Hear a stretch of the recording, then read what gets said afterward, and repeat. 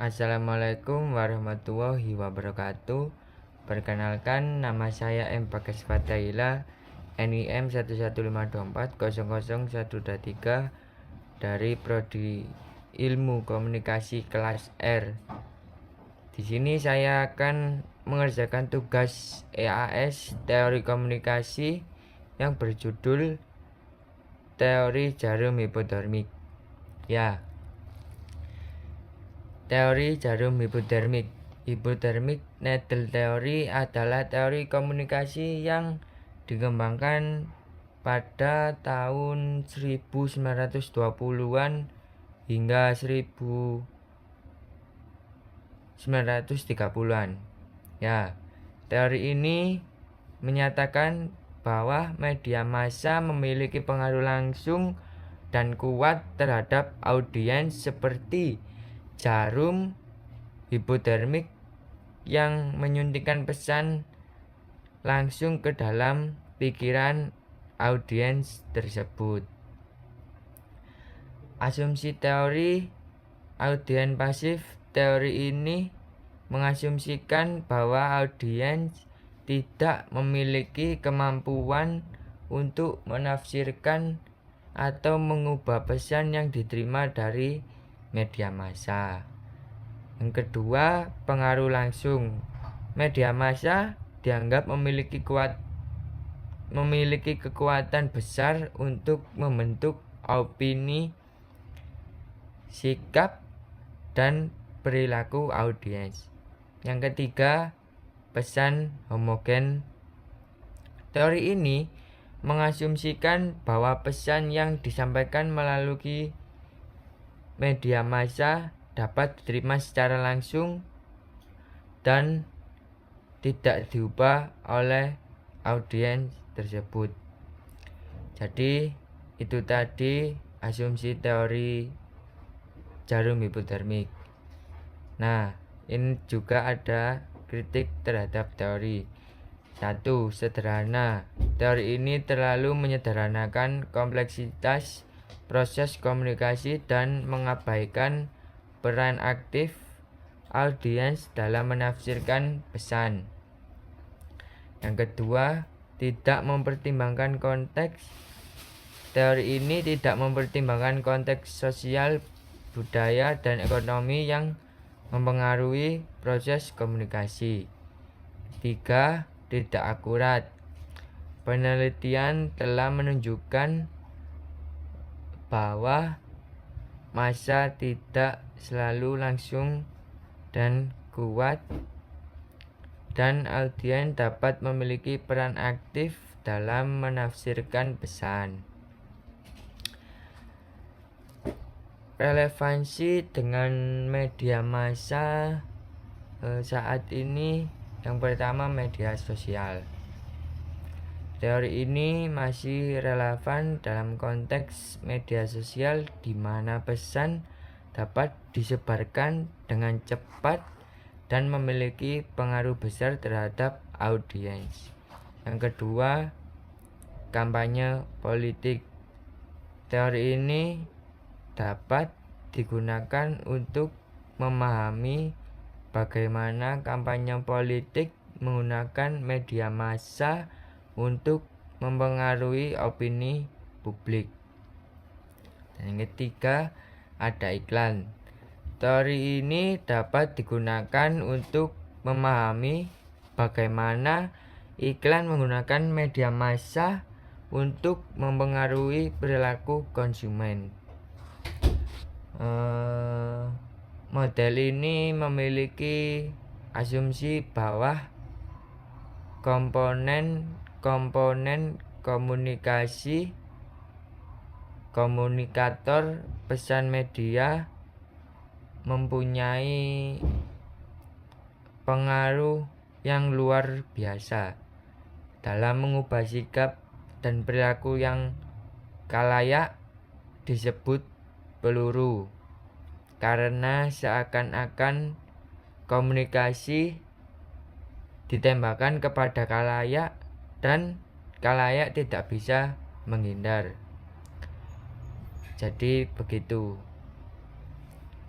Ada 10 teori yang mempunyai pengaruh kuat dan juga mengasumsikan bahwa para pengelola media dianggap sebagai orang lebih pintar dari audiens, bisa dikelabui sedemikian rupa dari apa yang disiarkannya, bahwa media mempunyai dugaan audiens bisa ditundukkan sedemikian rupa atau bahkan bisa dibentuk dengan cara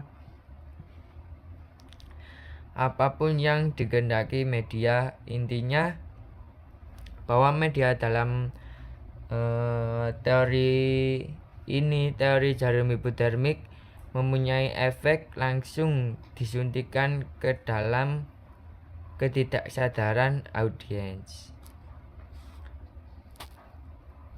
Jarum hipotermik menjelaskan pengaruh media massa kepada penggunaannya. Contohnya media massa seperti Instagram. Media ini amat sangat populer di masa kini dan pasti mudah diakses oleh anak-anak muda zaman sekarang. Hampir semua anak muda memiliki Instagram, dan konten dalam Instagram dapat berisi apapun sesuai dengan postingan yang diposting oleh penggunanya. Jadi konten apapun di Instagram akan memiliki pengaruh pembaca, karena media massa Instagram merupakan hal yang cukup menarik sebagai sarana untuk menyebarkan informasi tersebut. Jadi penggunaan media massa seperti Instagram akan menerima begitu saja semua informasi yang tersaji tanpa adanya pertimbangan atau pemikiran terlebih dahulu. Dalam penelitian ini, media massa yang berpengaruh dan yang digunakan peneliti yakni media Instagram dari Silisim.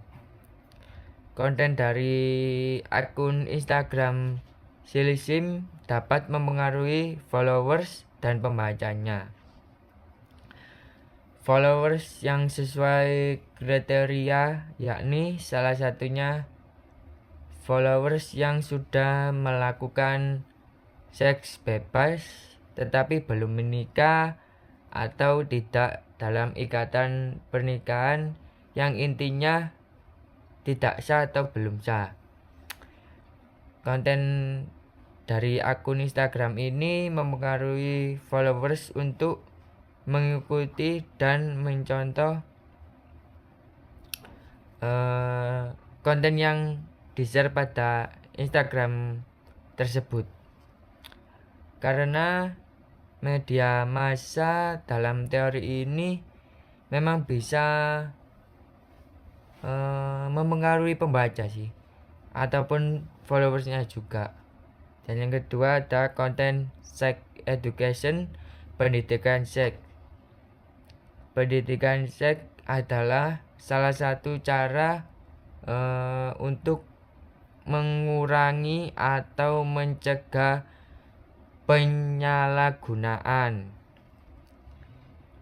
seks, khususnya untuk mencegah dampak negatif yang diharapkan seperti kehamilan di luar nikah, penyakit menular seksual, depresi, dan rusaknya moral. Generasi masa depan dalam pendidikan seks ini tidak terbatas pada perilaku hubungan seks semata, tetapi menyangkut pula hal-hal lain seperti peran pria dan wanita dalam masyarakat. Hubungan pria wanita dalam pergaulan, peran ayah, ibu, dan anak-anak dalam keluarga, dan sebagainya. Pendidikan seks di Indonesia sering dinamakan juga pendidikan kehidupan berkeluarga atau pendidikan kesehatan reproduksi. Penyampaian materi pendidikan seksual ini idealnya diberikan pertama kali oleh orang tuanya sendiri, tetapi sayangnya di Indonesia tidak semua orang tua mau terbuka terhadap anak dalam membicarakan pemasalahan seksual ini. Ya, karena karena banyak orang tua yang canggung mungkin dan menganggap aneh jika membicarakan seks dengan anaknya. Ya, seks edukasi atau bisa disebut pendidikan seks yang menambah pengetahuan remaja tentang kondisi fisik sebagai laki-laki maupun perempuan. Banyak sekali penjelasan tentang pendidikan seks. Secara umum terdiri dari penjelasan tentang organ reproduksi.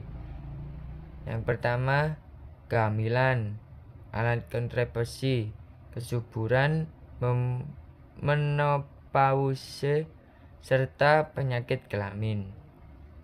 Ya, perilaku seks bebas. Perilaku adalah tanggapan atau reaksi terhadap rangsangan. Seks bebas udah sering dijumpai di masa sekarang. Kata lain dari seks bebas yakni seksual pranikah. Jadi remaja saat ini tidak asing dengan perilaku tersebut, dikarenakan perilaku tersebut sudah melekat pada remaja zaman sekarang.